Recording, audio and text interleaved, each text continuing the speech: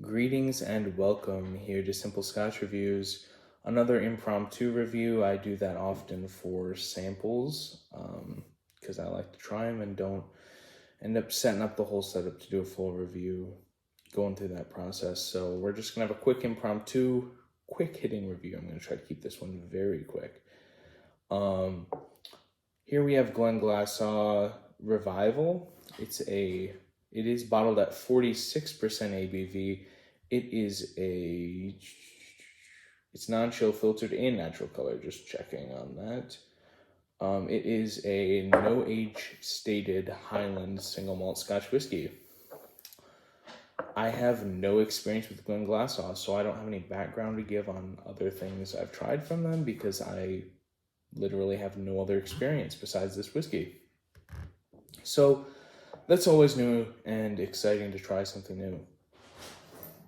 So right away on the nose, occasionally I get a flashback to a different whiskey after you've tried enough. It happens. I got a flashback to Glenfiddich Project XX. So thankfully not for the perfume note that I get in that Glenfiddich, but the flashback is due to it's not even just that one.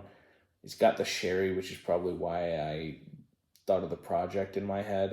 But it gives me a Glenfiddich vibe from that grassy note and the malt that I get on this. So yeah, I do get a flashback to Glenfiddich. But that aside, on the nose, there's the malt. There's a vegetal note. There's a grassy note too.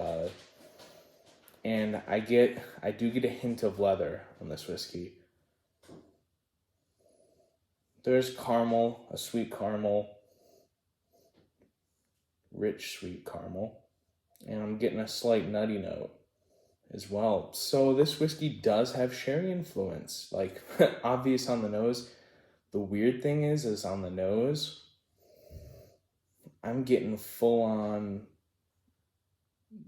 sherry without the sherry fruit notes. Like I'm getting all the other things, the sweetness that can come from it. And I'm getting a leathery note. I'm getting the caramel, the nutty note, all that. I'm assuming it's probably Oloroso. So I get those other sherry notes, but not the fruit on the nose, which is kind of weird. On the palate, come on. I hope I didn't talk myself into it, but maybe if there's something in common, it's possible. Maybe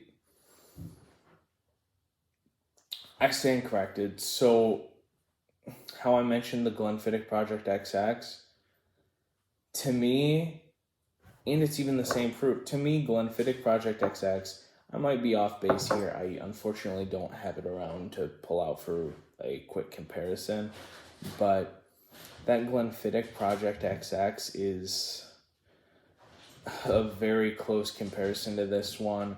It's got some of those same notes, and unfortunately that perfumey note showed up. I'm hoping I didn't talk myself into it. I got a weird note last night and I wasn't quite sure what it is when I had initially tried. I got a couple samples of this, but because I wanted to spend some time with it, I did get a note, and maybe it's that perfumey note. I don't. My initial sampling of this was with another person who told me that they got that strange note as well, along with some of the other notes I got. The grassy note, the vegetal note, the leather, some caramel. Actually, they didn't get leather, but they got caramel.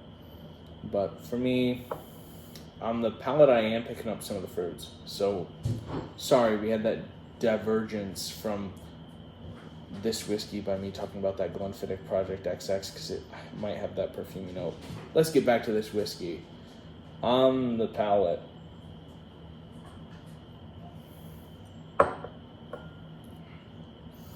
there's just a dark malty note. The grassy note's there. Definitely picking up some fruit on the palate. I didn't get it on the nose from the sherry influence.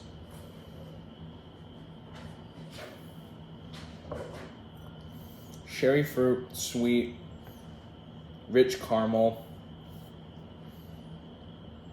malt.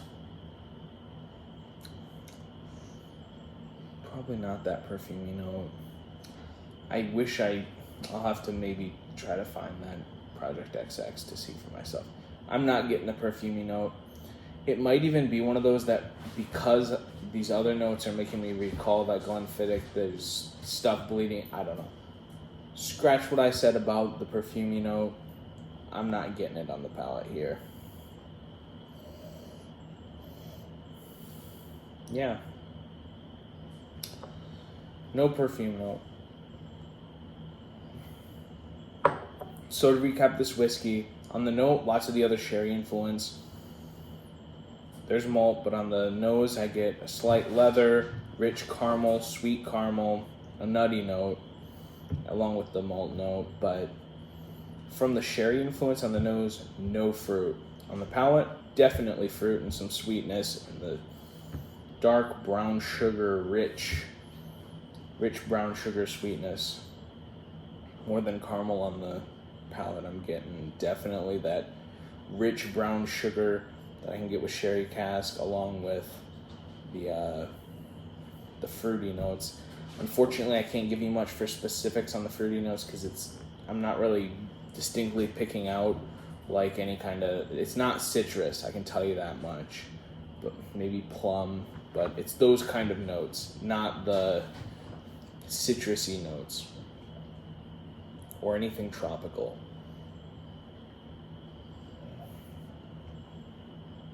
For being higher proof and non-chill filtered, it doesn't have a long finish. Just gonna throw that out there. I was kind of surprised at how short this finish was. It was very short.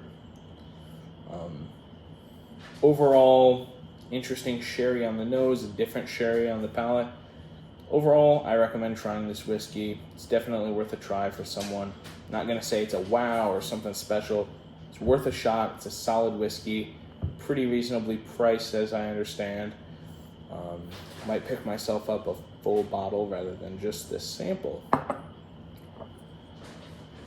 2 samples is enough. It's time to step up or get out. But either way, if you try it, hopefully you enjoy it. But check out the channel, like, subscribe, stay up to date with all the reviews when you subscribe. Lots more coming. Bourbon and rye gonna be coming soon. I don't think there's any American whiskey on the channel yet, but lots of Scotch, Irish. There's Canadian whiskey. There's more of every kind coming. I have lots of reviews to put out here soon. Hopefully I can do some more non-impromptu ones soon. Just I'm getting these samples and I'm like, oh, I gotta try this, so I do them quick. But hopefully this review helps, and if it's one that I see it on the shelf and I'm not sure if I should get it, I haven't heard much about it because I hadn't heard anything about this whiskey. For those of you in that boat that you see it on the shelf and you've heard nothing, try it. You might not like it, but I think you might, and I think it's worth trying. And I don't think it's one that you're like, I'm gonna hate this and have to power through it. I think at the worst it's gonna be not anything special. I don't need to get it again, but I don't regret buying it. So I definitely say try it. But if you can't get your hands on a sample bottle, that's always the way to do it over buying a full bottle. Unless it's something you don't think you'll ever see again in full bottle size. If samples are possible, definitely do that. There's no reason not to. But either way, check out the channel, like, subscribe, drop a comment if you have a question, anything like that. And check out the channel, stay up to date, because there's going to be plenty more reviews coming for whiskey lovers. And enjoy your whiskey. Thanks for watching.